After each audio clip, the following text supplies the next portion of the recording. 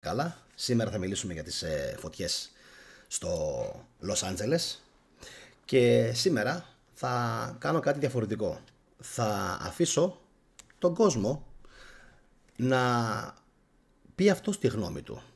Τι πιστεύει για το τι ακριβώς συμβαίνει στο Λος Άντζελες. Ας πούμε λοιπόν ότι εγώ είμαι ένας άσχετος και ότι ας εικάσουμε δηλαδή ότι εγώ δεν έχω ιδέα από τίποτα και ότι δεν ξέρω τι συμβαίνει. Γιατί πραγματικά μπορεί και όντως να μην έχω καταλάβει τίποτα, να μην ξέρω πραγματικά τι συμβαίνει. Θα σας πω μονάχα ότι έχει βγει μέχρι στιγμής ο μόνος που βγήκε και ήταν λίγο normal σε αυτά που είπε. Είναι ο Μελ Γκίψον, ο οποίος βγήκε και είπε ότι δεν μπορεί καθόλου να είναι τυχαία αυτά όλα που συμβαίνουν. Καταστράφηκε και δικό του σπίτι, έτσι.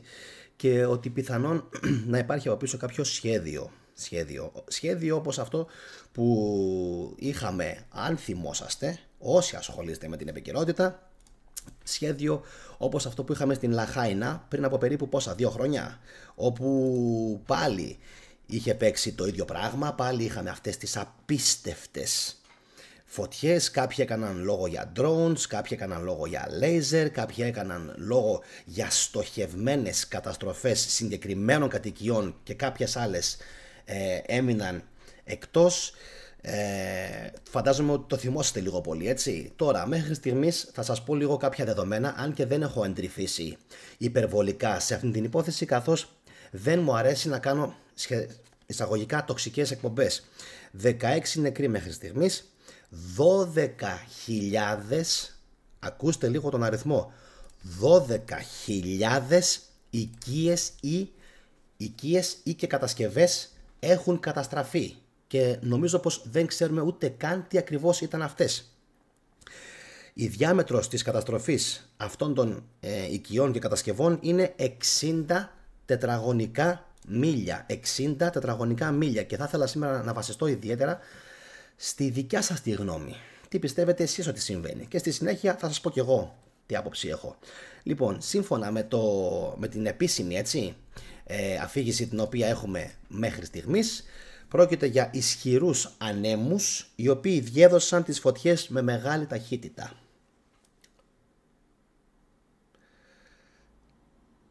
12 Γενάρη έχουμε σήμερα.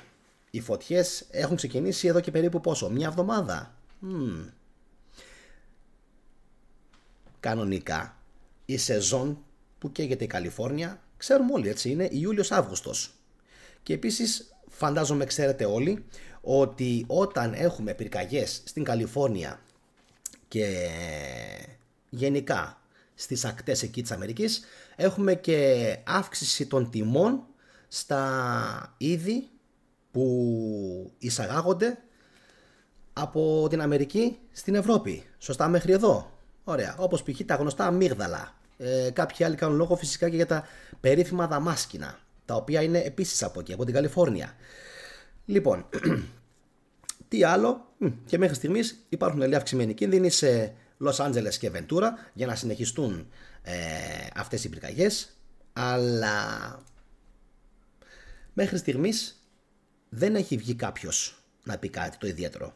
Τώρα, να σας πω ότι μου έκανε πολύ μεγάλη εντύπωση ότι η Καμάλα Χάρις και ο Μπάιντεν βρέθηκαν στο κέντρο επιχειρήσεων και μου θύμισαν λίγο τους δικούς μας επί ΣΥΡΙΖΑ που είχαμε στο μάτι πάλι παρόμοιες περιπτώσεις, λες και τα γεγονότα τα δύο συνδέονται και μου έκανε εντύπωση φυσικά ότι το βλήμα, γιατί βλήμα είναι το ρομπότ, λες και είναι κλόνος, ο Biden δεν μιλούσε καθόλου και όλοι αναρωτιόντουσαν και στο live chat δηλαδή που παρακολουθούσα τους Αμερικάνους, όλοι γράφαν και λέγανε γιατί ο Biden δεν κάνει δηλώσεις, γιατί ο Biden δεν ασχολείται με τις φωτιές, γιατί ο Biden δεν μιλάει και μιλάει μόνο η Καμάλα Χάρις. Άλλο πάλι εντυπωσιακό. Λοιπόν, μου γράφεται μερικοί 140.000 στρέμματα. Ο Αντώνης το έγραψε αυτό. Πρώτη φορά ακούω τόση μεγάλη πυρκαγιά τον χειμώνα, μου γράφει η Γεωργία. Η πιο καταστροφική πυρκαγιά σε αστικό μέρος, γράφει ο Χρήστος Κοτοπάνος. Βλέπετε και τις περιοχές, έτσι, Lydia Fire, Eaton Fire, Hearst Fire, Kenneth Fire, Palisades Fire. Δηλαδή είναι εντυπωσιακό ότι υπάρχουν βιντεάκια τα οποία δείχνουν και στο TikTok έχουν κυκλοφορήσει και δεν είναι μούφα τα βίντεο, παρόλο που είναι TikTok, όπου φαίνεται τριπλή έναρξη εστίας σχεδόν ταυτόχρονα. Επαναλαμβάνω, τριπλή έναρξη εστίας σχεδόν ταυτόχρονα. Και το βιντεάκι το αποθήκευσα. Δεν το δείχνω, δεν υπάρχει κάποιος λόγος. Φανταστείτε να βγαίνει ταυτόχρονα υπερβολικός καπνός από 3 διαφορετικά σημεία. Τώρα, αν έχετε όλη την ίδια απορία με μένα και φυσικά αναρωτιέστε τι συμβαίνει με τις φωτιές στο Λος Άντζελες. Τι συμβαίνει με τις φωτιές στο Λος Άντζελες τελικά, γιατί μπορεί να συμβαίνουν όλα αυτά. Ποια είναι, ας πούμε, η επικρατέστερη θεωρία συνωμοσίας που έχει κυκλοφορήσει μέχρι στιγμής. Δηλαδή να πεις ότι, οκ, άκουσα κάτι το οποίο πραγματικά άξιζε. Γιατί βγήκε και ο Μάσκ και είπε κάτι, αλλά έχουν βγει και πάρα πολλοί άλλοι άνθρωποι οι οποίοι έχουν τονίσει το εξής, το οποίο δεν ξέρω ο κόσμος πώς θα το εκλάβει. Έχουν βγει λοιπόν διάφοροι και έχουν πει ότι και οι φωτιές στη Λαχάινα και αυτές οι φωτιές του Λος Άντζελες μάλλον θα πρέπει να τοποθετηθούν στην λεγόμενη Ατζέντα 2030, που ουσιαστικά αφορά τι? Αφήνουμε πίσω μας scorched earth που λένε και οι Αμερικανοί, δηλαδή καμένη γη, ισοπεδώνουμε τα πάντα, ισοπεδώνουμε δηλαδή μια ολόκληρη σχεδόν έτσι πολιτεία, την καίμε εξ ολοκλήρου και στη συνέχεια αναγκάζεται αυτή η πολιτεία και αναγκάζεται φυσικά και η Αμερική να ρίξει υπερβολικά πολύ ζεστό χρήμα, πάρα πολύ χρήμα, για να γίνει η σύγχρονη ανοικοδόμηση, η οποία θα είναι, ας πούμε, τύπου AI. Οπότε τι κάνουν τώρα αυτοί οι τύποι? Κάθε φορά ουσιαστικά που θέλουν να κάνουν ένα νέο ξεκίνημα και να δοκιμάσουν νέες τεχνολογίες και νέα ανταπόκριση του κόσμου και πώς θα επηρεαστεί ο πολιτισμός από αυτό, κάθε φορά υποτίθεται που οι επικυρίαρχοι θέλουν να το κάνουν αυτό, μπαίνουν μεγάλες φωτιές. Εν τω μεταξύ, αυτό που είναι ακόμα πιο εντυπωσιακό είναι ότι παρόμοιες φωτιές, αν έχετε την απορία, και φυσικά εν μέσω χειμώνα, αν έχετε την απορία ότι είναι πρωτοφανές, θα σας πω ότι δεν είναι. Έχει ξανασυμβεί πάρα πολλές στο παρελθόν, πάρα πολλές φορές, και δεν χρειάζεται καν να σας υπενθυμίσω ότι εδώ και πάρα πολύ καιρό έχω κάνει πάρα πολλές εκπομπές για την Ταρτάρια. Θα βρείτε τις εκπομπές στην playlist του καναλιού, αν κάνετε τον κόπο και μπείτε στην αρχική, και εκεί θα βρείτε πάρα πολλά βίντεο που έχω κάνει, όπου αναρωτιόμαστε ακριβώς τα ίδια πράγματα. Είναι λες και αναδιαστήματα υπάρχει αυτό το φαινόμενο του να αφήνουν καμένη γη και μετά να χτίζουν ξανά από πάνω κάτι διαφορετικό. Επαναλαμβάνω, αυτό το κάτι διαφορετικό το οποίο θέλουν να κάνουν, για όσους έχετε την απορία και δεν ξέρετε τι είναι, καλημέρα και στον Eagle Tass και σε όλους τους φίλους του live chat. Τάσο μου, τι κάνεις? Λοιπόν, αν έχετε την απορία τι είναι αυτό το πράγμα, ας πούμε, αυτή η εφαρμογή των σχεδίων, δηλαδή τι κάνουν. Αν μπει το Λος Άντζελες ουσιαστικά στην Ατζέντα 2030, για να καταλάβετε τώρα τι γίνεται, θα γίνει όλο αυτό βάσει ενός, υποτίθεται, έτσι λένε οι θεωρίες συνωμοσίας, ενός νέου οικοδομικού κώδικα. Ωραία, νέος οικοδομικός κώδικας, νέες τεχνολογίες, θα είναι τα πάντα υποτίθεται διαφορετικά. Και για να καταλάβετε τώρα γιατί μιλάμε, γιατί χρήμα μιλάμε, οι αναφορές κάνουν λόγο, ακριβώς αυτό που γράφει ο Λάμπης, είναι η πόλη των 15 λεπτών και ενδεχομένως μπορεί να είναι και σε λίγο καιρό η πόλη των 5 λεπτών, Λάμπη, των 5 λεπτών. Λοιπόν, θα πέσουν πάνω από 55 μέχρι 60 δισεκατομμύρια. Αυτή είναι η πρώτη σοβαρή αναφορά που έχω διαβάσει μέχρι στιγμής, μόνο για τις οικονομικές ζημιές. Προσέξτε το αυτό. Μόνο για τις οικονομικές ζημιές. Οπότε αν κάποιος έχει την απορία και αναρωτιέται και σκέφτεται ποιοι μπορεί να κρύβονται από πίσω, Η απάντηση, όπως καταλαβαίνετε, είναι πασιφανέστατη. Ή κρύβονται από πίσω κάποιοι εχθροί των Αμερικανών. Μπορούμε να εικάσουμε από Βορειοκορεάτες, από Βιετναμέζους, από κατοίκους της Καμπότζης, του Λάος και της Ρωσίας και φυσικά όσοι είναι αντίθετοι με αυτά που κάνουν οι σιωνιστές κάτω στην Παλαιστίνη. Αυτή είναι η μία πλευρά της εξίσωσης. Ωραία. Η άλλη που για μένα είναι εξίσου σοβαρή υπόθεση είναι η εξής. Ποιοι έχουν πάντα οικονομικό όφελος όταν καίγεται μια πάρα πολύ μεγάλη έκταση και μια πολύ μεγάλη περιοχή? Το μαντεύετε πάρα πολύ σωστά. Οι κατασκευαστικές εταιρείες. Τι? Γιατί να μην πάει ο νους εκεί? Οι κατασκευαστικές εταιρείες. Όλοι αυτοί δηλαδή οι οποίοι θα κερδίσουν από τον επανασχεδιασμό αυτής της πόλης.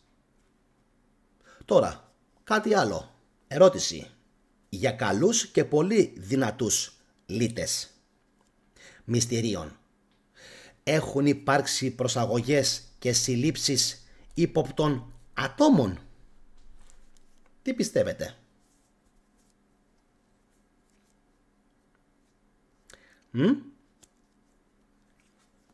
Έχουν υπάρξει συλλήψεις ύποπτων ατόμων? Αν η απάντηση είναι όχι, προσέξτε λίγο, αν η απάντηση είναι όχι, τότε πάμε στην αμέσως επόμενη ερώτηση, η οποία είναι βάση λογικής και αυτή. Αν δεν συλλαμβάνονται ύποπτα άτομα, μου γράφετε στο live chat, όχι, δεν έχουν υπάρξει συλλήψεις ύποπτων ατόμων, ούτε προσαγωγές έχουν γίνει ύποπτων. Ωραία. Αν λοιπόν ισχύει αυτό και δεν υπάρχουν μέχρι στιγμής προσαγωγές υπόπτων ατόμων, τότε θα πρέπει να κάνουμε το εξής ερώτημα στον εαυτό μας. Ποιος βάζει τις φωτιές και με ποιον τρόπο? Λογικό? Λογικό. Ποιος βάζει τις φωτιές και με ποιον τρόπο? Γιατί προφανώς χρησιμοποιείται κάποια μέθοδος ανάφλεξης, η οποία από τέλη Δεκεμβρίου μέχρι αρχές Γενάρη είναι λίγο δύσκολο να έχει συμβεί λόγω π.χ. υπερθέρμανσης του πλανήτη. Γιατί όσο και αν δεν το πιστεύετε, υπάρχουν άνθρωποι οι οποίοι μέχρι και σήμερα που σας μιλάω τώρα λένε ότι οι πυρκαγιές στο Λος Άντζελες στην Καλιφόρνια ευθύνονται από την υπερθέρμανση του πλανήτη. Και έχουμε Γενάρη. Έχουν ξεκινήσει σχεδόν από τέλη Δεκέμβρη, αρχές Γενάρη αυτές οι φωτιές. Πώς λοιπόν το εξηγείτε αυτό το πράγμα? Από πού μπορεί να συμβαίνει η ανάφλεξη? Μου γράφει ο Γιώργος, ναι, συνέλαβαν ένα άτομο χωρίς να δώσουν άλλα στοιχεία. Επίσης, 2 μεγάλες κατασκευαστικές εταιρείες στις ΗΠΑ είναι του Προέδρου του Ντόναλντ Τραμπ. Αυτό δεν ξέρω αν θα έχει κάποια συσχέτιση με αυτό που συμβαίνει. Το μόνο σίγουρο είναι ότι μέχρι στιγμής δεν έχει κληθεί να απολογηθεί ή να απαντήσει κάποιο ανώτερο στέλεχος από την Αμερική. Δεν έχει κληθεί. Ποιος βάζει λοιπόν τις φωτιές και με ποια μέσα? Και γιατί είναι ασύλληπτος μέχρι σήμερα? Γιατί μέχρι σήμερα είναι ασύλληπτος αυτός που τις βάζει. Και αυτό που μου έκανε πολύ μεγάλη εντύπωση είναι το εξής, ότι βγήκαν η Καμάλα Χάρις και ο Τζο Μπάιντεν κατευθείαν. Φυσικά, όπως καταλαβαίνετε, αυτό που συμβαίνει είναι ξεκάθαρο. Και είναι η δικιά μου η σκέψη και είμαι σίγουρος ότι θα συμφωνήσουν πάρα πολύ μαζί μου, ότι με το που βγήκε ο Τραμπ παραλαμβάνει κατευθείαν καταστραμμένη γη από τον Biden και την Καμάλα Χάρις. Έτσι, δεν είναι τυχαίο αυτό. Δηλαδή, πάλι θα πω ότι για μένα πάντοτε μετράει η χρονική συγκυρία. Όταν δηλαδή συμβαίνει κάτι, όπως για παράδειγμα αυτό που έγινε με τη Συρία, έγινε ακριβώς λίγο πριν, και δεν είναι τυχαίο, λίγο πριν ανέβει στον θόκο ο Ντόναλντ Τραμπ. Πόσο τυχαίο μπορεί λοιπόν να θεωρηθεί? Ότι είναι σαν να βιάστηκαν ουσιαστικά να κλείσουν μια συμφωνία οι Αμερικανοί με τη Συρία, με τον ISIS, με το Ισραήλ, προκειμένου να γίνει αυτό που έγινε. Και έφυγε ο Άσαντ μπαμ φυσικά στην Ρωσία, φυγαδεύτηκε, και αν πιστεύετε ότι όλα αυτά δεν έχουν κάποια συσχέτιση μεταξύ τους, έχουν, γιατί εδώ αρχίζει ήδη και ακούγεται ότι ως ο νούπο μάλιστα μπορούμε να ξεκινήσουμε να συζητάμε από το 2025-26 για την ίδρυση κουρδικού κράτους στη Μέση Ανατολή και τη διάσπαση της νότιο-ανατολικής Τουρκίας. Το οποίο κουρδικό συμφέρει πάρα πολύ και τις ΗΠΑ και φυσικά την Ελλάδα και φυσικά το Ισραήλ. Οπότε αρχίζω και σκέφτομαι και λέω, μπας και κάνουν κάτι καλό στη ζωή τους μια φορά οι Αμερικάνοι. Βέβαια, αν γίνει, για να γίνει φυσικά το κουρδικό, το Κουρδιστάν, θα πρέπει και έπρεπε, όπως ήδη έχετε δει, να καταστραφεί μεγάλο μέρος της Παλαιστίνης για να μπορέσει να γίνει κράτος στο Κουρδιστάν. Αν θα γίνει, επαναλαμβάνω, γιατί κουρδικές μειονότητες υπάρχουν. Νότια Τουρκία, υπάρχουν στο Ιράκ, υπάρχουν στη Συρία, υπάρχουν στο Ιράν, υπάρχουν μέχρι και στην Αρμενία, σε 5 διαφορετικά σημεία. Οπότε μην απορείτε αν τυχόν όλα αυτά έχουν γίνει για να παραλάβει ο Ντόναλντ Τραμπ καμένη γη. Εννοείται. Και επίσης κάτι τελευταίο. Κανείς δεν απάντησε μέχρι σήμερα με σωστό τρόπο και με επιχειρήματα εμπεριστατωμένα τι συνέβη με τα drones στο New Jersey, στη Νέα Ιερισσό, στο New Jersey. Ούτε και γι' αυτό πήραμε κάποια συγκεκριμένη απάντηση. Υποτίθεται πως έβγαιναν μέσα από το νερό. Και όταν εγώ είχα κάνει εκπομπή, το θυμόσαστε αυτό? Αν δεν το έχετε δει, δείτε το. Όταν είχα κάνει εκπομπή ότι ένας ψαράς είχε δει από τα νερά της Δήλου να αναδύεται ένα UFO, κάποιοι λέγανε αποκλείεται να συμβαίνει αυτό. Φαντασίες είναι. Ότι είναι όλα επιστημονική φαντασία, θεωρίες συνωμοσίας, και ότι ο τύπος αυτός πρέπει να είχε πιει τουλάχιστον 5-6 τσιγάρα ή πρέπει να είχε πάρει, χαπάκια. Ξέρετε ποια χαπάκια εννοώ. Μην τα πω τώρα και τα πιάσει ο αλγόριθμος. Λοιπόν, και γενικά ρε παιδί μου, ότι αυτή η ιστορία που είχα κάνει για τη Δήλο, να γιατί απαγορεύεται να πας το βράδυ στη Δήλο. Έτσι είναι ο τίτλος. Να γιατί απαγορεύεται βράδυ να μείνεις στη Δήλο. Λοιπόν, το βίντεο αυτό είχε αρέσει σε πάρα πολύ κόσμο, αλλά κάποιοι άλλοι είχαν ξυνήσει. Γιατί είχαν ξυνήσει? Απορώ γιατί ξυνίζετε δηλαδή μερικοί. Ξυνίζετε επειδή αναφερόμαστε σε μια ιστορία την οποία την έζησε κάποιος και δεν την έζησες εσύ? Και γιατί πρέπει πάντα να θεωρούμε δηλαδή ότι αν κάποιος έχει πει ότι είδε ένα UFO π.χ. στη Δήλο, ότι σώνει και καλά πρέπει να είναι ψέμα? Γιατί πρέπει λοιπόν να είναι όλα ψέματα? Όταν έχουμε εδώ πέρα τώρα χιλιάδες αναφορές ότι κάτι παίχτηκε πολύ χοντρό στο New Jersey και ότι δεν είμαστε ψεκασμένοι. Δηλαδή αν ο άλλος έχει δει με τα μάτια του μέσα από τη θάλασσα να αναδύεται ένα UFO, ωραία, ένα άτια, και να εξαφανίζεται με ραγδαία ταχύτητα προς μια χύψη κατεύθυνση το 1900, μιλάμε τώρα 90 φεύγα, αρχές 2000, λοιπόν, γιατί να θεωρηθεί αυτός ο άνθρωπος ότι βλέπει φαντάσματα? Περιμένω σχόλια. Δείτε ξανά την εκπομπή και γράψτε μου σχόλια. Είναι μια δύσκολη εκπομπή, δεν υπάρχουν πολλές απαντήσεις. Να το ξέρετε. Αν διαβάσω στα σχόλια παρόλα αυτά κάποια σοβαρή απάντηση που να με πείσει το γιατί συμβαίνουν αυτές οι φωτιές στο LA και δεν είναι απλά θέμα ατζέντας 2030 και πόλεων των 5 λεπτών, θα ληφθεί πολύ σοβαρά υπόψη και φυσικά θα το ανεβάσω με νέο βίντεο σε επόμενη εκπομπή για να δούμε λίγο τι συμβαίνει και πόσο τελικά έτοιμη είναι η κοινή γνώμη ή όχι. Αυτά από μένα. Καλή Κυριακή σε όλους. Like φυσικά όσοι θέλετε πριν φύγετε. Κοινοποιήστε μέσω Viber, WhatsApp και Messenger. Όχι στο Facebook, στον τοίχο σας. Είναι ανώφελο. Και τι άλλο, όσοι από εσάς είστε εγγεγραμμένοι στο κανάλι, χτυπήστε το καμπανάκι σας για να λαμβάνετε ειδοποιήσεις για όλα μου τα βίντεο. Δεν έχω να πω κάτι άλλο, περιμένω τα σχόλιά σας. Να είστε καλά. Γεια σας.